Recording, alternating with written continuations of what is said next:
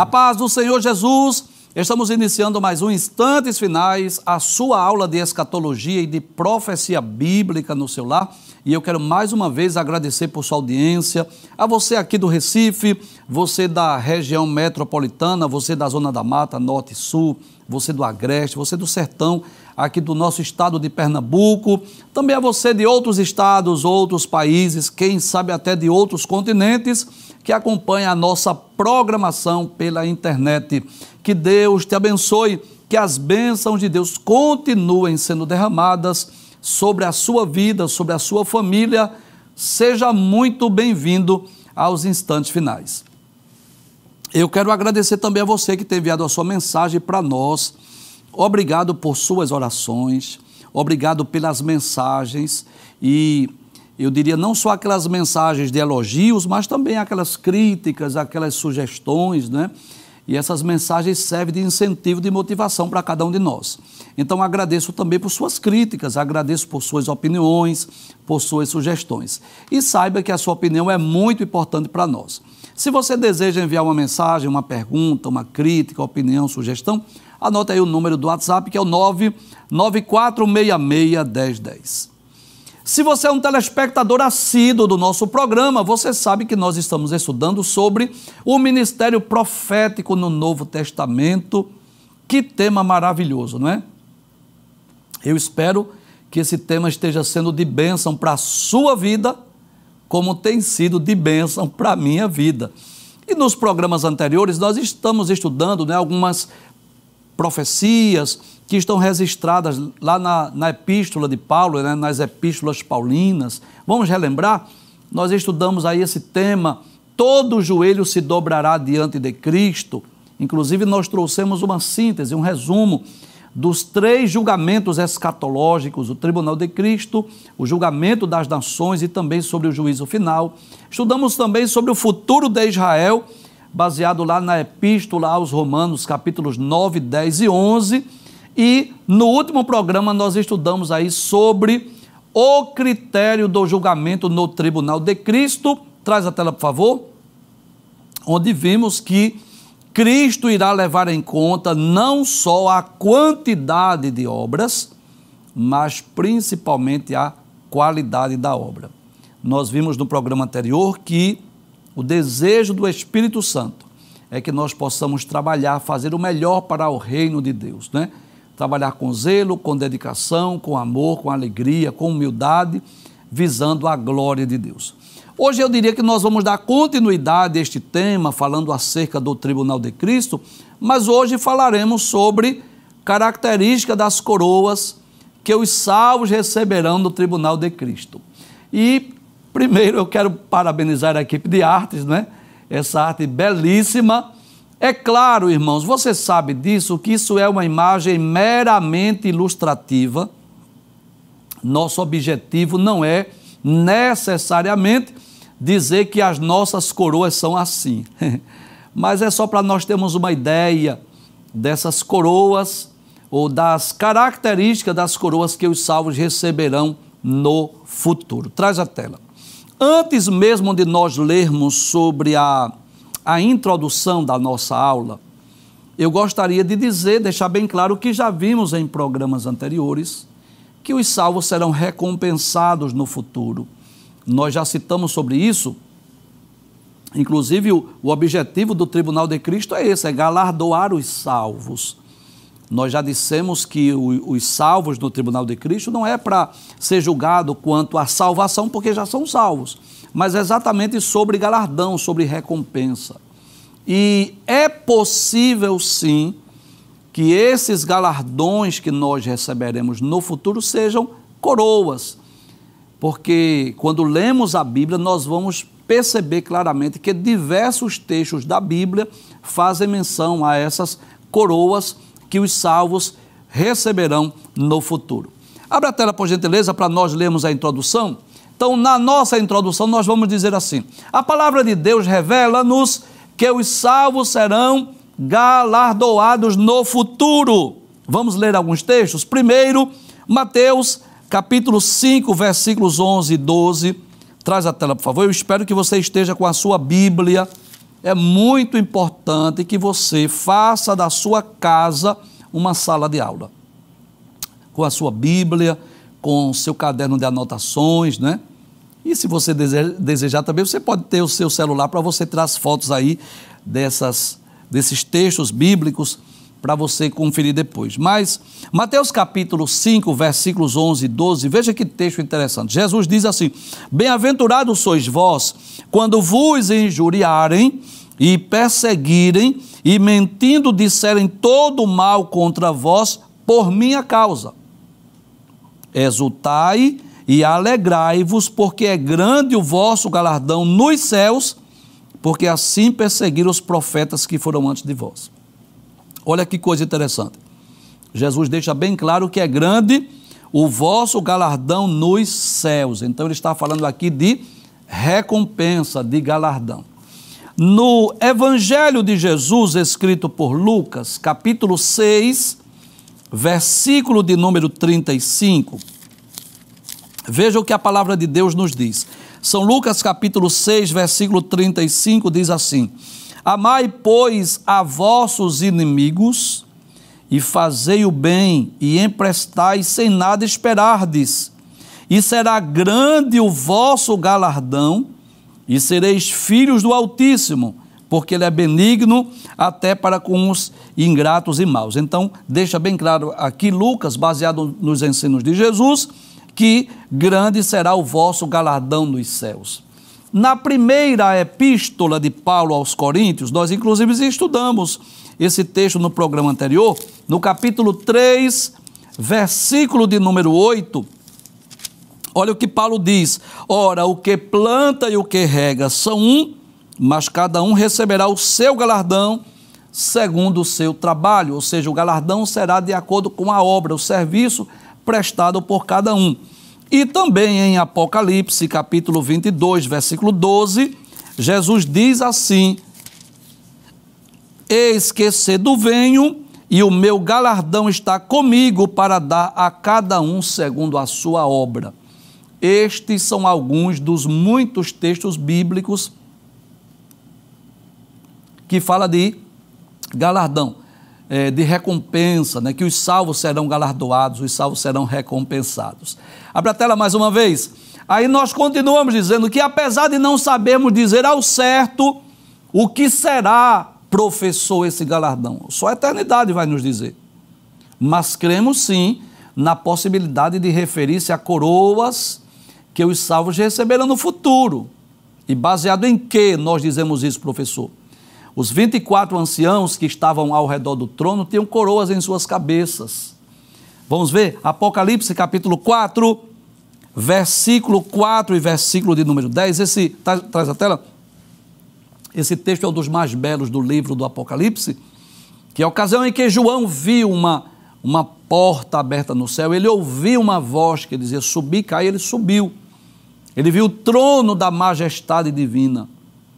Ao redor do trono haviam 24 tronos e 24 anciões, ou anciãos assentados nesses tronos. Tudo leva a crer que são os 12 patriarcas e 12 apóstolos de Jesus. E esses 24 anciãos, eles estavam com coroas na cabeça. Capítulo 4, versículo 4 diz: e ao redor do trono havia 24 tronos, e vi assentados sobre os tronos 24 anciãos, vestidos de vestes brancas, e tinham sobre a cabeça coroas de ouro. No versículo 10 diz: os 24 anciãos prostravam-se diante do que estava assentado sobre o trono, adoravam o que vive para todo sempre, e lançavam as suas coroas diante do trono, dizendo: digno és, Senhor, de receber glória e honra e poder, porque tu criaste todas as coisas, e por tua vontade são e foram criados. Volta a tela mais uma vez. Então, além disso, diversos textos revelam-nos as características das coroas que os salvos receberão, como veremos a seguir. Então, nós vamos perceber lendo a Bíblia Sagrada, que a Bíblia vai fazer menção da coroa da justiça, da coroa incorruptível, da coroa de glória, da coroa da vida, que eu diria que são características dessas coroas que os salvos hão de receber no futuro.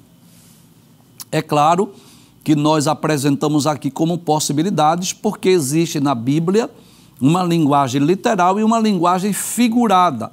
Por exemplo, quando a Bíblia diz que Jesus vai descer do céu montado num cavalo branco, nós cremos que é uma linguagem figurada, porque no céu não tem cavalos. Mas quando a Bíblia fala sobre estas coroas, esses vários textos bíblicos que falam sobre coroas, inclusive trazendo detalhes sobre as características dessas coroas, então tudo nos leva a crer que seja no sentido literal. Claro que coroas falam de recompensas e falam acerca de realezas, né? É bom lembrarmos isso. Os reis, eles usam coroas em suas cabeças. E nós, os salvos, nós fomos feitos reis e sacerdotes. Vamos conferir esse texto? Que Cristo nos fez? Não, ainda não. Por favor, ainda não. Isso. Porque Cristo nos fez reis e sacerdotes. Por exemplo, no livro do Apocalipse, capítulo 1, versículo de número 6, diz assim: e nos fez reis e sacerdotes para Deus e seu Pai. A Ele glória e poder para todos sempre. Amém. Observe, Cristo nos fez reis e sacerdotes. Em Apocalipse, capítulo 5, versículo 10, o texto diz assim...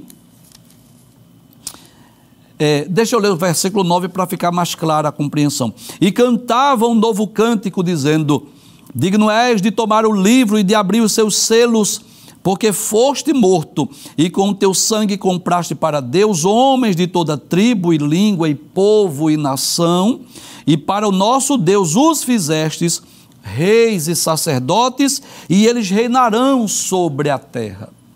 Então, essas coroas que nós vamos falar hoje, ou sobre essas características, é baseado nos vários textos bíblicos que nos mostram tanto a realidade da recompensa, do galardão que os salvos hão de receber, como também o fato de havermos sido feitos reis. Cristo nos fez reis, essa é a verdade. Muitas vezes somos criticados, desprezados, rejeitados pela sociedade. Tem pessoas que, por exemplo, quando aceitam Jesus como seu Salvador, que passam a fazer parte de uma igreja evangélica, a própria família abandona, rejeita. Mas é bom nós lembrarmos isso, que há um reino no futuro que nos aguarda, e nesse reino, que é o reino de Cristo, o reinado milenial de Cristo, nós não seremos apenas súditos do reino, mas nós iremos reinar com Cristo. Então nós vamos falar dessas características da coroa, baseado tanto no fato de Cristo haver feito de cada crente, cada salvo, um rei. Nós fomos feitos reis e sacerdotes, mas também no fato da Bíblia deixar bem claro essas recompensas que os salvos receberão no futuro. Agora sim, abre a tela por gentileza, o texto bíblico. Vamos ver a primeira característica dessa coroa que os salvos receberão, baseada na primeira carta de Paulo aos Coríntios, capítulo 9, versículo 24 e 25, onde Paulo compara a vida de um crente como a vida de um atleta, a vida de um corredor. E nesse contexto, Paulo diz que nós receberemos uma coroa incorruptível. Veja o que Paulo diz: não sabeis vós que os que correm no estádio, todos na verdade correm, mas só um leva o prêmio? Traz a tela. E aí nós lembramos que desde os tempos bíblicos já haviam as Olimpíadas, onde havia os atletas, os corredores, que iam para as pistas, iam fazer as suas corridas, e aquele que chegasse primeiro, não era aquele que recebia a sua coroa, o seu troféu, a sua recompensa. E Paulo ilustra nesse texto a nossa vida como a vida de um atleta, aquele que foi até o final da sua carreira, aquele que não parou no caminho, aquele que não desistiu. Olha que coisa interessante. Volta o texto mais uma vez. Vocês não sabem que aqueles que correm no estádio, todos na verdade correm, mas só um leva um prêmio. Aí Paulo diz assim: correi, glória a Deus, de tal maneira que o alcanceis. Traz a tela. O que Paulo está dizendo é: não pare, não desista, continue correndo, continue pelejando, buscando esta coroa. Corra de tal forma que você alcance. Volta o texto mais uma vez. Aí ele diz: e todo aquele que luta, de tudo se abstém. Está falando aí daquele atleta, daquele lutador, também das Olimpíadas, desde os tempos bíblicos, onde os lutadores, os gladiadores, não é, queriam para aquelas lutas, e muitas vezes eles tinham que se abster, muitas vezes de fazer uso de bebidas, muitas vezes de algumas alimentações, muito treinamento, muito exercício. Aí ele diz: eles o fazem para alcançar uma coroa corruptível, nós, porém, uma incorruptível. Então, a primeira característica dessa coroa que os salvos receberão no futuro é uma coroa incorruptível, é uma coroa que não se corrompe, que não perde o brilho, que não perde a beleza, que não perde o valor. É uma coroa em que o tempo não afeta o seu brilho, a sua glória, a sua beleza. Que coisa maravilhosa!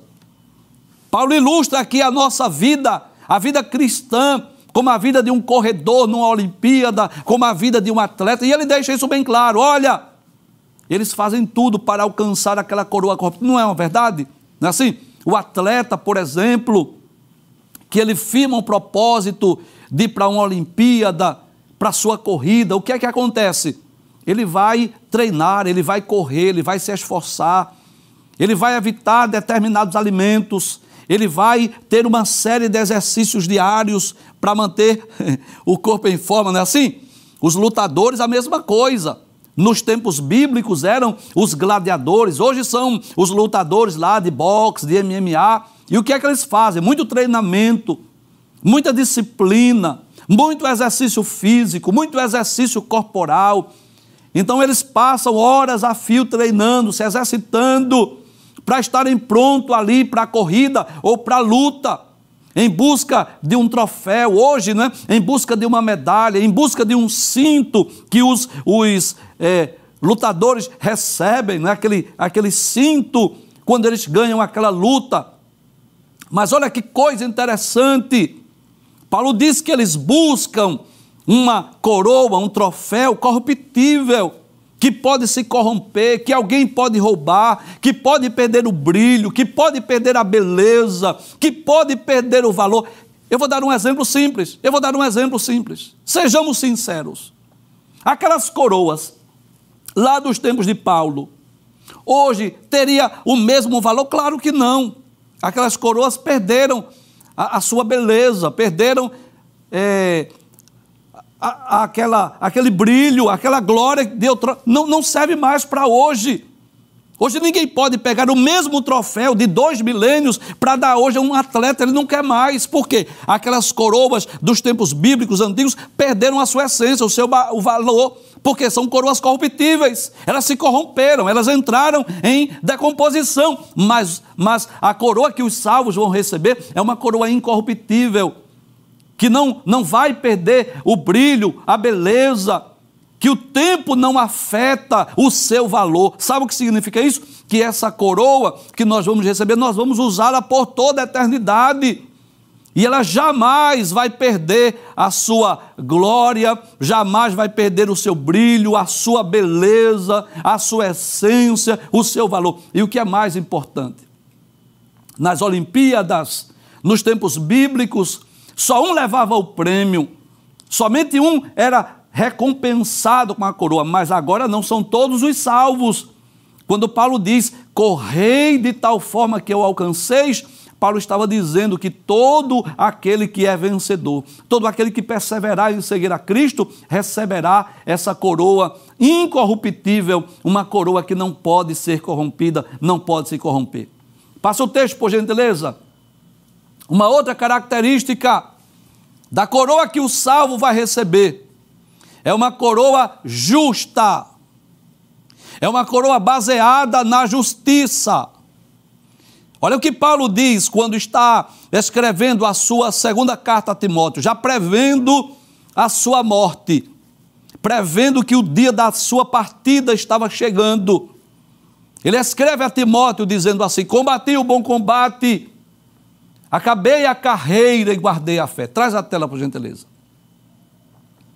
Paulo traz aí o tríplice objetivo da vida cristã. Primeiro objetivo é combater o bom combate. Essa batalha, essa guerra que nós enfrentamos contra o diabo, contra o reino das trevas, contra a carne, contra o mundo. A vida cristã, ela é comparada a uma guerra, uma batalha. Infelizmente, nós estamos vivendo uma época em que muitas pessoas estão pregando um falso evangelho. Estamos vivendo uma época em que as pessoas estão pregando um evangelho das facilidades, do deixe de sofrer, do triunfalismo, da riqueza material. Mas é bom lembrar isso, que a vida cristã é comparada a uma guerra, a um combate. Paulo disse isso escrevendo a Timóteo: sofre, pois, comigo as aflições como bom soldado de Jesus Cristo. E ele diz que ninguém que milita se embaraça com negócios dessa vida, a fim de agradar aquele que o alistou para a guerra. E ninguém também é coroado, se não militar legitimamente. Isso está na segunda carta de Paulo a Timóteo, capítulo 2, versículos 1 a 3. Ele compara a vida cristã como uma guerra, uma batalha, uma luta. Você lembra de Efésios 6? Quando Paulo escreve sobre a armadura de Deus, ele olha as indumentárias de um soldado romano, como eles estavam bem equipados, bem treinados, bem preparados para a guerra, e ele começa a comparar com a nossa vida, sobre a necessidade de nós estarmos também revestidos da couraça para que nós pudéssemos enfrentar as astutas ciladas do diabo.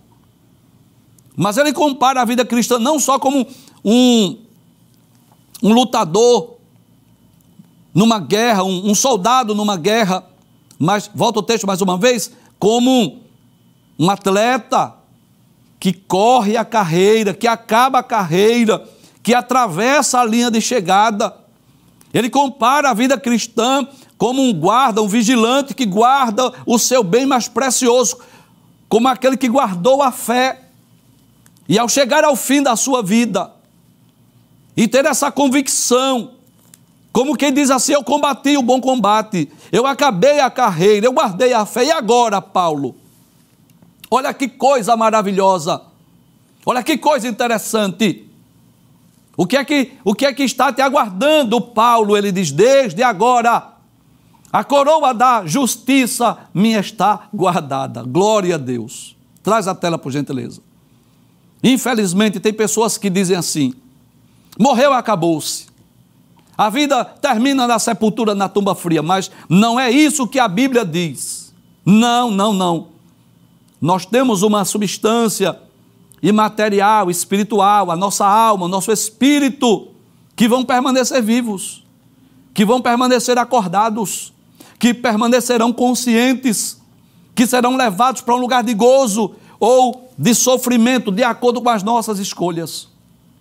E Paulo alimentava essa esperança de um dia ressuscitar, de um dia reviver.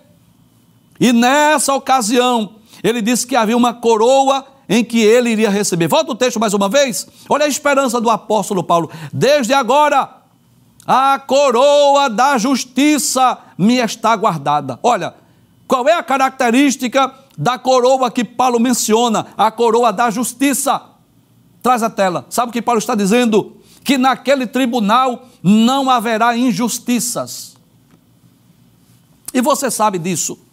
Nesse mundo perverso, corrompido que nós vivemos, muitas vezes as pessoas vão para os estádios, pagam fortunas para assistir jogos de futebol, Olimpíadas, e muitas vezes o resultado já foi tudo combinado. Alguém tem interesse, alguém tem dinheiro, não é assim? Você sabe disso. Nem sempre os melhores são os vencedores. Nas competições, nas Olimpíadas da vida, nem sempre os melhores são os vencedores. Você sabe disso, porque dinheiro fala muito alto. Então, muitas vezes, existem os acordos, sabe? Aqueles acordos que são feitos, aqueles telefonemas, aquelas reuniões em secreto. E as pessoas, às vezes, vão matar por causa do seu time, por causa do seu atleta preferido, mas, às vezes, os resultados já estão tudo combinado. Alguém pode se sentir injustiçado. Aquele que não levantou o troféu, a medalha, pode se sentir injustiçado. Quantas vezes, sejamos sinceros, né? As pessoas não chamam os juízes de ladrão, que o juiz roubou, que o juiz beneficiou alguém. Você já ouviu falar sobre isso, né? Mas Paulo diz que ao chegar ao final da sua vida, combater o bom combate, acabar a carreira, guardar a fé, ele diz, desde agora a coroa da justiça me aguarda, me espera. O que está esperando é uma coroa justa, que ninguém vai receber uma coroa além ou aquém daquilo que ele merece. Não, nós vamos receber a coroa justa, de acordo com aquilo que nós fizemos em prol do Evangelho, em prol do reino de Deus. Ninguém, ao receber o seu galardão, a sua coroa no tribunal de Cristo, vai chegar para Cristo e dizer assim, eu merecia algo melhor. Não, ninguém terá essa coragem. Ou dizer assim, eu vim devolver essa coroa porque, na verdade, eu não sou merecedor de tudo isso. Ninguém vai fazer isso, porque será uma coroa justa, baseada na justiça. Sabe por quê? Porque quem vai julgar é aquele que é onisciente e é justo. Volta ao texto mais uma vez. Aí Paulo diz assim, desde agora a coroa da justiça me está guardada. Primeira, é uma característica da própria coroa, a coroa da justiça. Aí ele continua dizendo, a qual o Senhor, olha que coisa maravilhosa, o justo juiz me dará naquele dia. Quem é que vai estar julgando? Cristo, traz a tela. O justo juiz, aquele que é onisciente, aquele que é justo, aquele que não comete injustiça. Então eu posso dizer isso, que nós vamos receber essa coroa, esse galardão, essa recompensa, de acordo com aquilo que nós fizemos, porque não há possibilidade de fraude, não há possibilidade de erros, não há possibilidade de equívocos, não existe possibilidade de enganos, porque o juiz é justo e ele é onisciente, a coroa é justa. Mas olha que coisa interessante, porque se o texto terminasse aí, alguém poderia até pensar, não, mas isso aqui é para Paulo, isso aqui não é para todo crente.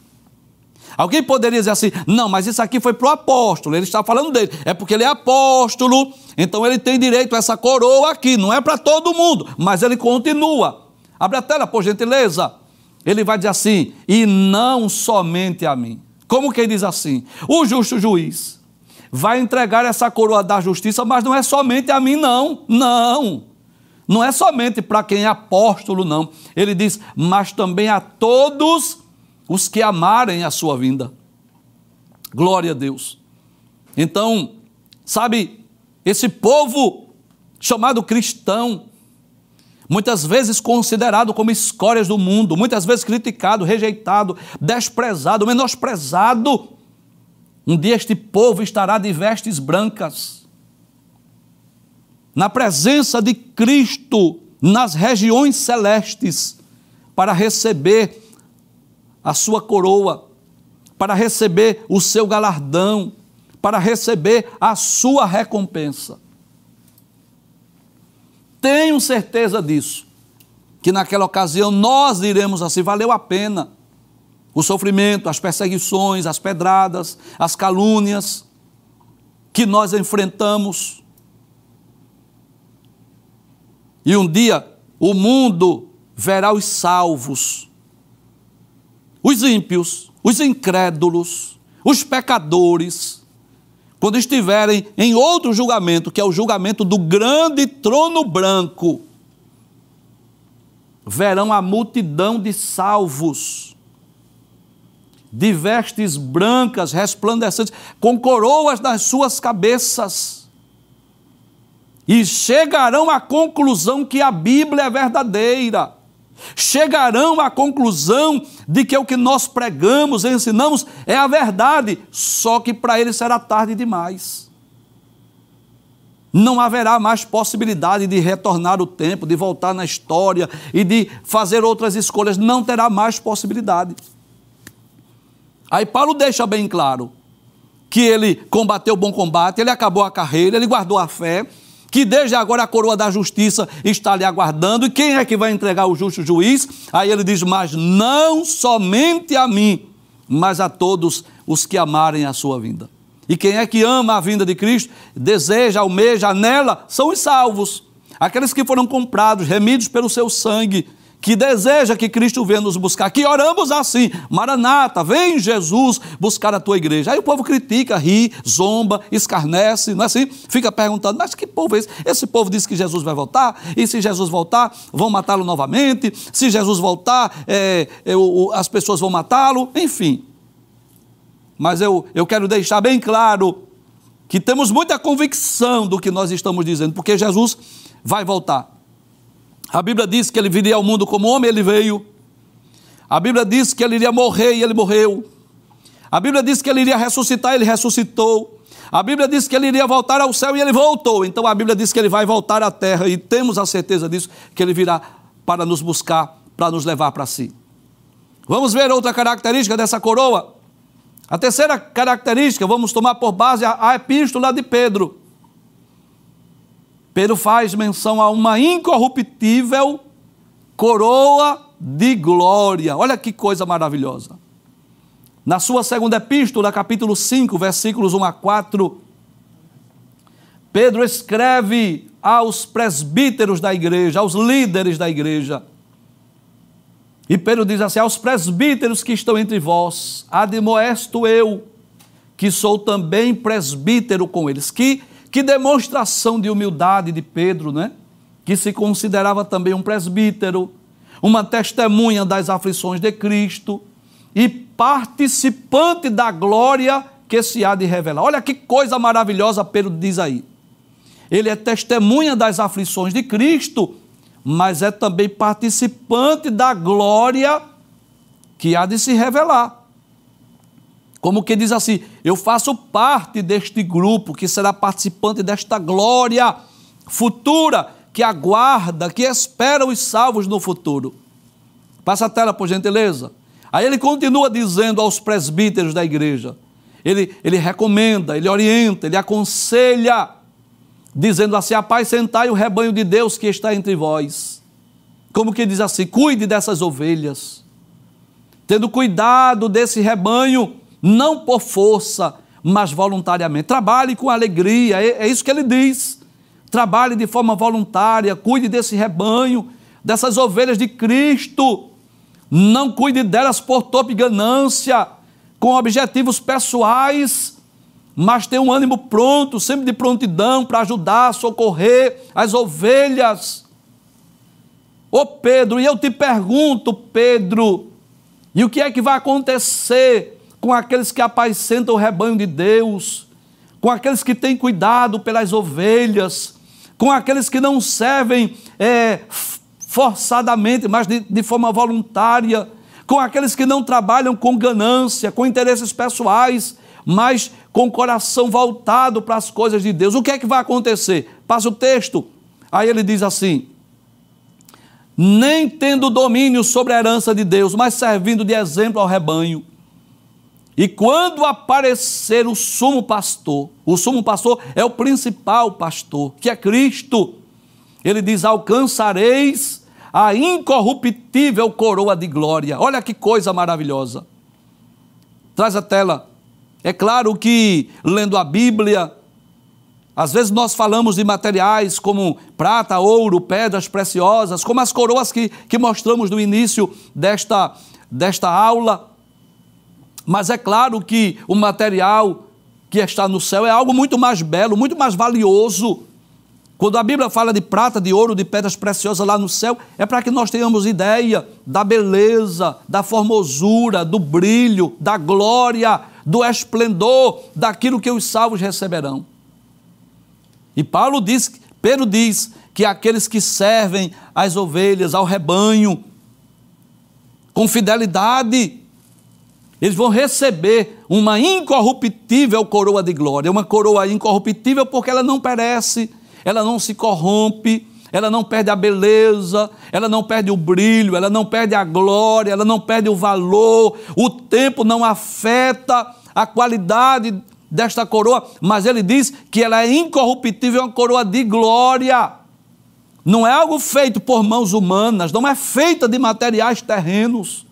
É algo glorioso que aguarda os salvos, principalmente nesse aspecto aqui, dentro desse texto, aqueles obreiros fiéis, honestos, que estão fazendo a obra de Deus, de ânimo pronto, que estão fazendo com fidelidade e com alegria o ministério que recebeu da parte de Deus.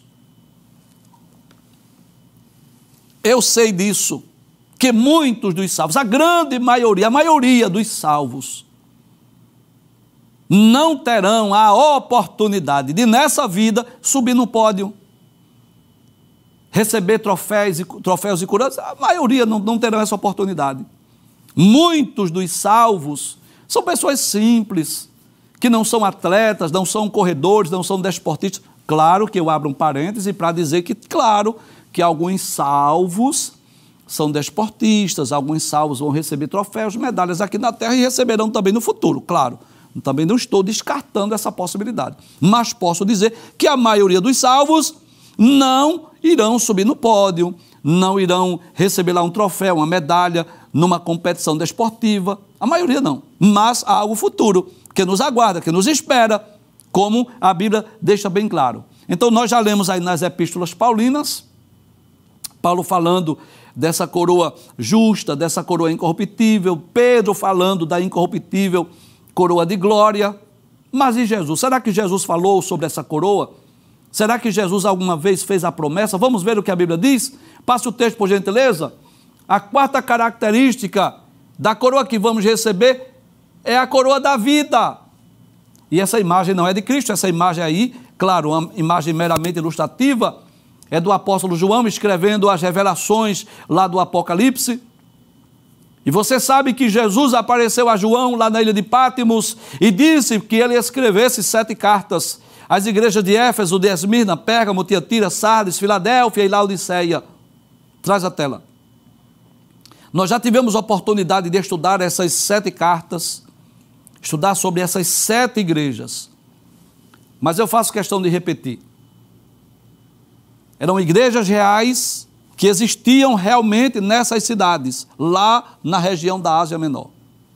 Éfeso, Esmirna, Pérgamo, Tiatira, Sardes, Filadélfia e Laodiceia. Mas essas cartas enviadas às igrejas também são chamadas de cartas proféticas. Elas falam dos 7 períodos da história da igreja, porque nós podemos dividir a história da igreja em 7 períodos. Igreja apostólica, igreja perseguida, igreja imperial, igreja medieval, igreja reformada, igreja moderna e igreja pós-moderna. E a segunda carta, que é enviada à igreja de Esmirna, era, na verdade, uma região onde estava havendo muita perseguição aos cristãos, pelo fato dos cristãos não adorarem o imperador. Então, os bens dos crentes estavam sendo confiscados, muitos cristãos estavam sendo mortos, e de forma profética, essa carta apontava para o segundo período da história da igreja, que é chamado de igreja perseguida, onde a igreja, por mais de 2 séculos, por mais de 200 anos, enfrentou ferrenha perseguição, principalmente por conta de Roma, dos imperadores romanos, que perseguiram os cristãos. E foi nessa época que muitos cristãos foram queimados vivos, devorados pelas feras, jogados nas arenas. E Jesus manda essa carta, através do apóstolo João, para essa igreja perseguida. E para esse período da igreja que seria no futuro, trazendo uma mensagem de conforto, trazendo uma mensagem de esperança. E o que é que diz o teor dessa esperança, dessa promessa feita por Cristo? Abre a tela, por gentileza. Jesus diz assim, João, escreve aí, João. Diga aí à igreja de Esmirna, ao anjo da igreja, o que, Senhor? Nada temas das coisas que hás de padecer. Eis que o diabo lançará algum de vós na prisão, para que sejais tentados, e tereis uma tribulação de 10 dias. Esses 10 dias aí fala da perseguição dos imperadores romanos, 10 grandes perseguições. Aí Jesus diz, sê fiel até a morte e dar-te-ei a coroa da vida. Olha que coisa interessante. Essa coroa da vida é uma coroa que vai servir para o porvir, para outra vida. Porque a maioria dos desportistas, dos atletas que receberam coroas, troféus, galardões aqui, que foram muitas vezes laureados, subiram no pódio, por exemplo. Olha que coisa interessante. Eles receberam essa coroa, receberam uma medalha, receberam um troféu, mas que só serve enquanto ele está vivo. O que acontece quando eles morrem? Vai enterrar a coroa? Não. Vai morrer com medalha? Não. Vai deixar as medalhas lá, o troféu, no museu, numa sala, para alguém ver, tirar foto, etc. Tal. Mas não serve para ele do outro lado da vida, só serve para esta vida aqui. Depois que morreu, perdeu sentido para ele. Perdeu sentido. Por exemplo, vamos falar de um desportista crente, um atleta que ganhou muitas medalhas, muito troféu, só que ele morreu salvo. Então a coroa que ele vai receber, o troféu, é muito mais valioso do que essa dessa vida. Então, dessa vida perdeu valor. Vamos pensar de um atleta, um desportista não salvo. Muito troféu, muita medalha, mas ele morreu, só que aqueles troféus para ele não vai fazer sentido nenhum do outro lado da vida, porque ele será um condenado como outro qualquer. Agora, a coroa que Cristo promete para a igreja de Esmirna, e eu posso dizer para os salvos, uma outra característica é que é a coroa da vida, que vai servir para o outro lado da vida.